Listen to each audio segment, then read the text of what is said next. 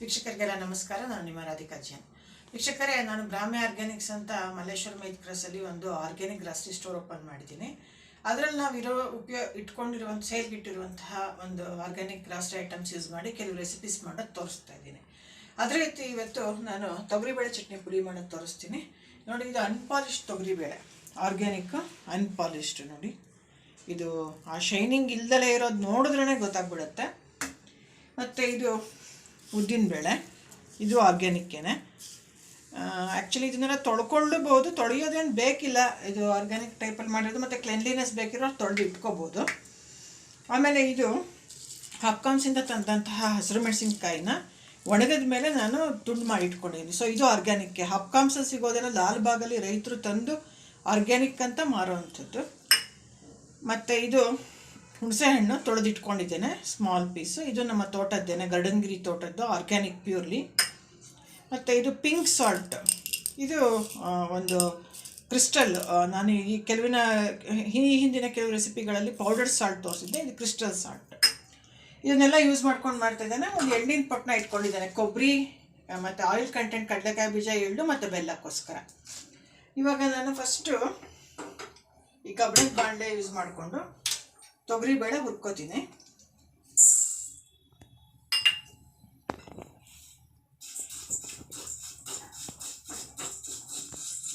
ಒಂದೊಂದೇ ಬೇಳೆಗಳನ್ನು ಹುರ್ಕೊಂಡ್ರೆ ವಾಸಿ. ಯಾವಾಗಲೂ ಯಾವುದೇ ಪುಡಿ ಮಾಡಬೇಕಾದ್ರೂ ಒಂದೊಂದೇ ಐಟಮ್ನ ಸಪ್ರೇಟಾಗಿ ಹುರ್ಕೋಬೇಕು. ದಪ್ಪ ತಳ ಇರುವಂತಹ ಪಾತ್ರೆಗಳಲ್ಲಿ ಹುರ್ಕೋಬೇಕು. ಸ್ಟೀಲ್ ಒಳ್ಳೆಯದಲ್ಲ, ಬೇಗ ಸೀದೋಗುತ್ತೆ. ಕಬ್ಬಿಣ ಇಲ್ಲ ಇಂಡಾಲಿಯಮ್ಮು ಒಳ್ಳೆಯದು ಅಂತ, ಅದರಲ್ಲೂ ದಪ್ಪ ತಳ ಇರುವಂಥ ಕಬ್ಬಿಣ ಮತ್ತು ಇಂಡಾಲಿಯಮ್ಮು ಒಳ್ಳೆಯದು ಅಂತ ನನಗನ್ಸುತ್ತೆ. ಎಣ್ಣೆ ಏನು ಬೇಕಿಲ್ಲ ಇದಕ್ಕೆ.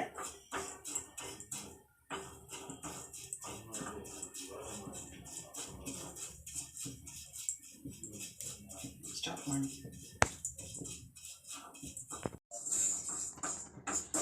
ಇವಾಗ ನೋಡಿ, ಉದ್ದಿನ ಬೇಳೆನೂ ಹುರ್ಕೋತಾ ಇದ್ದೀನಿ ಸಂಪೆ ಬಣ್ಣ ಬರೋವರೆಗೂ. ಆಲ್ರೆಡಿ ನಾನು ಹುರಿಯೋಕ್ಕೆ ಶುರು ಮಾಡಿಬಿಟ್ಟಿದ್ದೆ. ಸೊ ಇಷ್ಟು ಸಾಕು. ಇದಕ್ಕೆ ಹಾಕ್ತಾ ಇದ್ದೇನೆ. ಇದಕ್ಕೆ ಹುಣಸೆ ಹಣ್ಣು ತೊಳ್ಕೊಂಡಿದ್ರಿಂದ ಬಿಸಿ ಮಾಡ್ತಾ ಇದ್ದೇನೆ. ಮತ್ತು ಮೆಣಸಿನ್ಕಾಯಿ,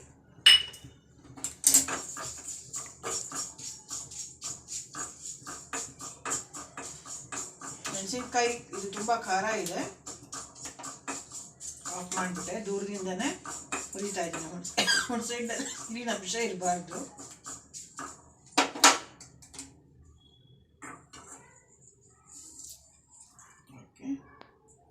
ಆಯಿತು. ಇವಾಗ ಒಗ್ಗರಣೆನೂ ಮಾಡ್ಕೊಂಡು ಬಿಡ್ತೇನೆ, ತೋರಿಸ್ತೇನೆ ನಿಮಗೆ. ಇನ್ನೇನು ಹುರಿಯೋ ಕೆಲಸ ಇಲ್ಲ. ನಾನು ಸ್ಮಾಲ್ ಕ್ವಾಂಟಿಟಿಗೆ ಮಾಡ್ತಾ ಇದ್ದೀನಿ. ಇದು ನೋಡಿ, ಕಡಲೆಕಾಯಿ ಎಣ್ಣೆ, ಆರ್ಗ್ಯಾನಿಕ್ ಗಾಣದ ಎಣ್ಣೆ. ಇದು ಕಡಲೆಕಾಯಿ ಎಣ್ಣೆ ಆದ್ದರಿಂದ ಹೈಲಿ ನ್ಯೂಟ್ರಿಷನ್ ಗಾಣದ ಎಣ್ಣೆ ಆದ್ದರಿಂದ ಸ್ವಲ್ಪ ಹಾಕ್ಕೊಂಡ್ರು ಸಾಕು.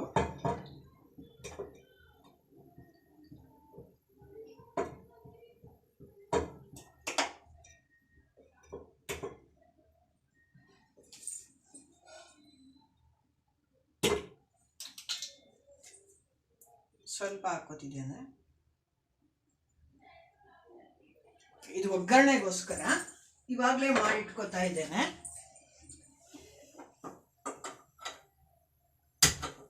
ಕರ್ಬೇವಿನ ಸೊಪ್ಪು ಹಾಕೋರು ಹಾಕ್ಬೋದು, ಬಟ್ ನಾನೇನು ಇಲ್ಲಿ ಕರ್ಬೇವಿನ ಸೊಪ್ಪು ಹಾಕ್ತಾ ಇಲ್ಲ.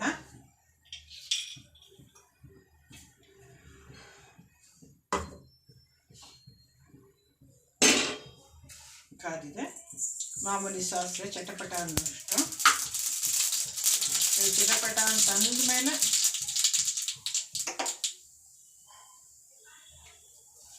ಹಿಂಗೆ ಹಾಕಿ ಆಫ್ ಮಾಡಿಬಿಟ್ಟು ಹಿಂಗೆ ಹಾಕಿದೆ, ಹಿಂಗೂ ಕರ್ಕಲಾಗಬಾರ್ದು ಅಂತ. ಇಲ್ಲಿ ಒಗ್ಗರಣೆನೂ ಮುಗೀತು. ಈಗ ಸೀದೋಗಬಾರ್ದು, ಹಿಂಗೆ ಇಟ್ಕೋತೀನಿ. ಇವಾಗ ಏನಿಲ್ಲ, ಇವೆಲ್ಲ ಬೇಳೆಗಳನ್ನು ಮತ್ತೆ ಮಿಕ್ಸ್ ಮಾಡ್ಕೊಳ್ಳೋದು. ನೋಡಿ, ಎಲ್ಲದನ್ನು ಮಿಕ್ಸಿಗೆ ಹಾಕ್ಕೊತಾ ಇದ್ದೀನಿ.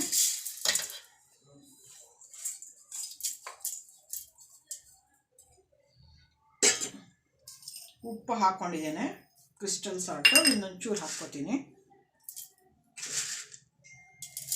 ಮತ್ತು ನಾನು ಹೇಳಿದಂಗೆ ಕೊಬ್ಬರಿ ತುರ್ಕೊಂಡು ಪುಡಿ ಮಾಡೋದ್ರ ಬದಲು ನಾನು ಎಳ್ಳಿನ ಪ್ಯಾಕೆಟ್ ಮೊನ್ನೆ ಸಂಕ್ರಾಂತಿ ಆದ್ದರಿಂದ ಅದನ್ನೇ ಒಂದು ಯೂಸ್ ಮಾಡ್ಕೋತಾ ಇದ್ದೇನೆ.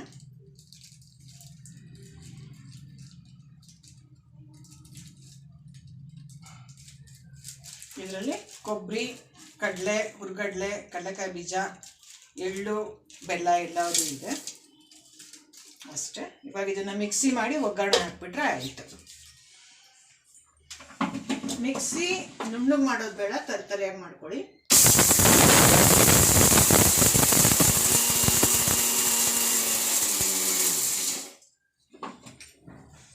ಅರಿಶಿಣದ ಅವಶ್ಯಕತೆ ಇಲ್ಲ. ಮೆಣಸಿನ್ಕಾಯಿ ಇನ್ನೊಂದು ಸ್ವಲ್ಪ ಬೇಕಿತ್ತು, ಇನ್ನೊಂದು ಸ್ವಲ್ಪ ನುರಿಬೇಕು.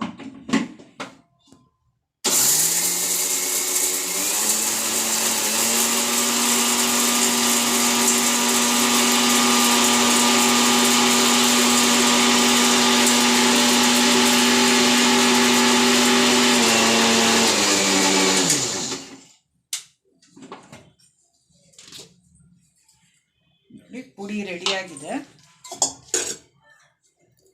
ಈ ಪಾತ್ರೆಗೆ ಹಾಕ್ತಾ ಇದ್ದೇನೆ. ಮೆಣಸಿನ್ಕಾಯಿ ಬೇಕಾದ್ರೆ ಹಾಕ್ಕೋಬೋದು. ಇದು ಖಾರ ಇದ್ದಿದ್ದರಿಂದ ನಾನು ಜಾಸ್ತಿ ಮೆಣಸಿನ್ಕಾಯಿ ಹಾಕಿಲ್ಲ, ಬೇಕಾದರೆ ಹಾಕ್ಕೋಬೋದು.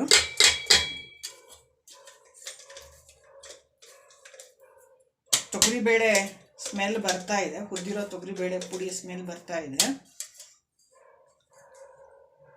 ಇವಾಗ ಇದಕ್ಕೆ ನಾನು ಒಗ್ಗರಣೆನೂ ಹಾಕ್ತಾ ಇದ್ದೇನೆ.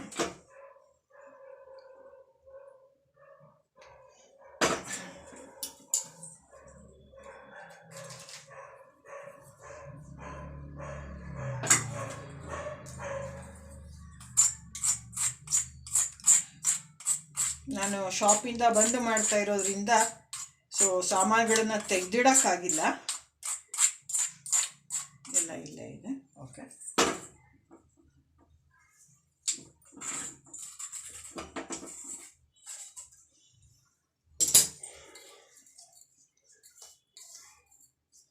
ಇವಾಗ ಇದನ್ನು ಚೆನ್ನಾಗಿ ಮಿಕ್ಸ್ ಮಾಡ್ತಾ ಇದ್ದೇನೆ ಒಗ್ಗರಣೆನ.